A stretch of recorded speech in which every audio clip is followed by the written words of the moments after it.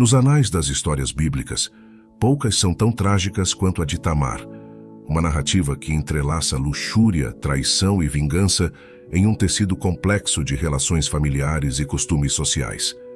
Essa história se desenrola nas páginas do livro de Gênesis, em um tempo que antecede o reinado do rei Davi, e onde os costumes e leis desempenhavam um papel crucial na vida cotidiana.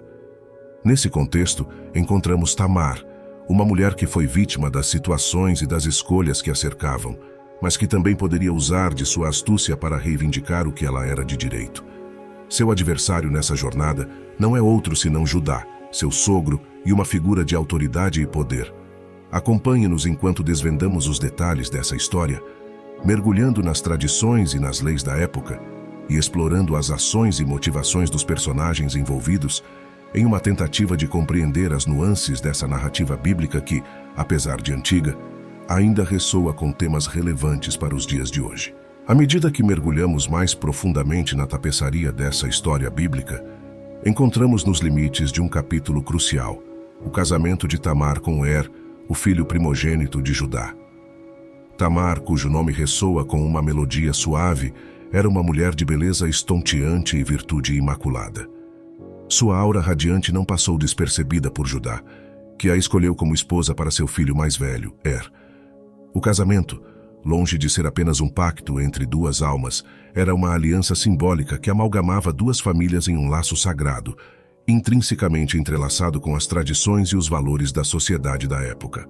Era, no entanto, como uma maçã podre que desafiava a aparência saudável do fruto, era um homem cujas ações eram repreensíveis aos olhos do Senhor. Sua natureza viciosa e sua recusa em honrar os mandamentos divinos finalmente levaram à sua queda, deixando Tamar na posição vulnerável de viúva, desprovida da proteção e do status social que o matrimônio proporcionava. Essa reviravolta trágica na vida de Tamar não foi apenas uma perda pessoal profunda, mas também uma crise que ameaçava sua posição na sociedade e seu futuro. A morte de não foi apenas o fim de seu casamento, mas também o começo de um caminho sinuoso cheio de obstáculos que testariam sua resiliência e astúcia. Diante da tragédia que se abateu sobre Tamar com a perda de seu esposo, emergiu uma antiga tradição judaica conhecida como a Lei de Levirato. Essa prática, descrita em Deuteronômio 25:5-10, era um preceito fundamental que serviria para salvar a linhagem familiar, garantindo que o nome e a herança de um homem que morresse sem filhos não se perdesse. Se irmãos morando juntos e um deles morrer sem ter filho, a viúva não se casará com um homem de fora da família. O cunhado se unirá a ela tomando-a por esposa e cumprindo para com ela o dever de cunhado. Deuteronômio 25:5. Segundo essa lei, Onã, o irmão de deveria unir-se a Tamar para gerar descendência em nome de seu irmão falecido. No entanto, Onã, movido por razões egoístas, negou-se a cumprir essas obrigações sagradas. Seu ato de desobediência foi visto aos olhos do Senhor como iníquo, resultando em sua morte prematura. Essa série de eventos trágicos deixou Tamar em uma posição extremamente vulnerável. Sem um herdeiro, sua segurança e lugar na sociedade estavam em risco. A responsabilidade então recai sobre Selá, o terceiro filho de Judá. Temendo pela vida de Selá, Judá hesitou em cumprir suas obrigações, enviando Tamar de volta à casa de seu pai sob a promessa de que ela se casaria com Selá quando ele atingisse a maturidade. No entanto, essa promessa não cumprida, e Tamar foi deixada à mercê das situações, marginalizada e esquecida. Após a morte de Onã, Judá fez a Tamar uma promessa vazia. Ela se casaria com Selá, o filho mais novo, quando este atingisse a idade adequada. No entanto, à medida que o tempo passava, tornou-se claro para Tamar que Judá não tinha intenção de honrar sua palavra. Diante dessa traição, Tamar se viu em posição de extrema vulnerabilidade. Como viúva sem filhos, sua segurança e status na sociedade estavam ameaçados. Mas Tamar não estava disposto a ser vítima das situações ou das decisões dos homens ao seu redor. Em vez disso, ela elaborou um plano audacioso e engenhoso que desafiaria as normas sociais e colocaria sua sorte nas próprias mãos. Tamar retirou suas roupas de viúva e vestiu-se como uma prostituta, cobrindo seu rosto com um véu para esconder sua identidade. Ela então se posicionou ao lado da estrada por onde sabia que Judá passaria. Quando Judá a viu, pensou que ela era uma prostituta, porque ela havia coberto o rosto. Gênesis 38, 15. Sua astúcia deu certo.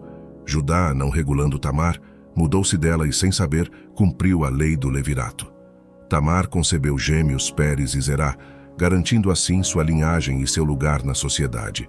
O plano de Tamar, embora controverso, destaca a extensão do desespero e da marginalização enfrentada pelas mulheres em sua época.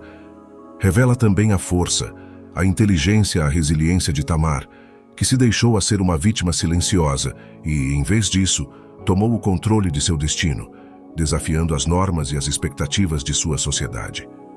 Após a execução de seu plano meticuloso, o tempo de Tamar aguardar as consequências chegadas. 3 meses se passaram e a notícia de sua gravidez se tornou evidente. A sociedade em que vivia, rigorosa em seus códigos morais, não demorou a julgá-la. Disseram a Judá: Tamar, sua nora, prostituiu-se e agora está grávida por causa de sua prostituição. Traga-a para fora, disse Judá, e que ela seja queimada. Gênesis 38, 24. A hipocrisia e a injustiça da situação são palpáveis. Judá, pronto para punir Tamar por um ato do qual ele próprio participou, desconhecendo que foi ele o responsável por sua condição. Aqui, vemos a disparidade de poder e moralidade que permeava a sociedade da época. Mas Tamar, firme em sua certeza e inteligência, estava preparado para este momento. Antes de se encontrar com Judá, havia garantia de que sairia protegida, pegando como penhor objetos pessoais de Judá. Enquanto ela era trazida para fora, mandou dizer ao seu sogro: estou grávida do homem que é dono dessas coisas. E acrescentou: veja-se regular de quem é este selo, este cordão e este cajado. Gênesis 38, 25. A revelação foi um golpe na hipocrisia de Judá, um espelho que refletiu sua própria falta de integridade. O julgamento que parecia selar o destino de Tamar agora se voltava contra Judá, que foi solicitado a confrontar a verdade de suas ações. Nesse momento, vemos uma mudança significativa em Judá. O peso de suas ações e o reconhecimento de sua injustiça para com Tamar agiram como uma ocorrência para uma transformação interior.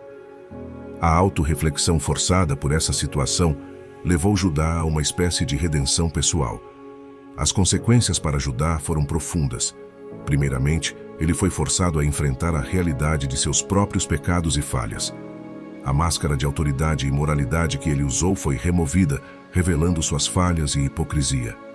Isso serviu como um lembrete da humanidade da falha e do constante processo de aprendizado e autorreflexão necessários para o crescimento pessoal.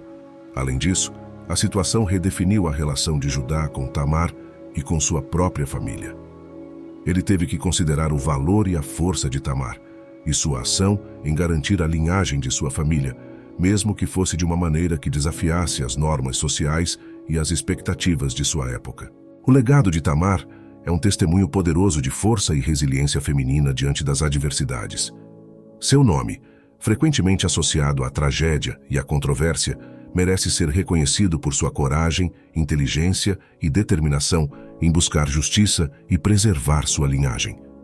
A astúcia de Tamar e sua capacidade de desafiar as normas sociais e as expectativas de sua época são um lembrete de que muitas vezes são medidas extraordinárias para trazer à luz a injustiça e provocar mudanças graves. Sua história é um chamado para a reflexão sobre as questões de igualdade, justiça e empoderamento feminino. A luta de Tamar pela justiça e pelo seu lugar na sociedade é um exemplo de como as mulheres ao longo da história são desafiadas às estruturas de poder e às normas de gênero opressivas para reivindicar seus direitos e espaço. O legado de Tamar continua relevante até hoje, inspirando mulheres a serem resilientes e estimulantes diante das adversidades, a questionarem as injustiças e a lutarem por aquilo que é justo e certo. O legado de Tamar, eternizado através de sua descendência, é uma demonstração poderosa de como indivíduos, mesmo diante das maiores adversidades, podem moldar seu próprio destino e, por extensão, influenciar o curso da história. A inclusão de Tamar na genealogia de Jesus Cristo é uma validação de sua importância e do impacto duradouro de sua história. Assim, a história de Tamar é um lembrete vívido da necessidade contínua de luta por justiça, igualdade e respeito.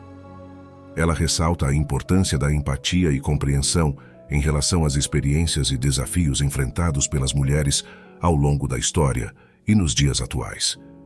Em última análise, a narrativa de Tamar é uma celebração da força humana, da capacidade de superar adversidades e da busca incessante por justiça e dignidade.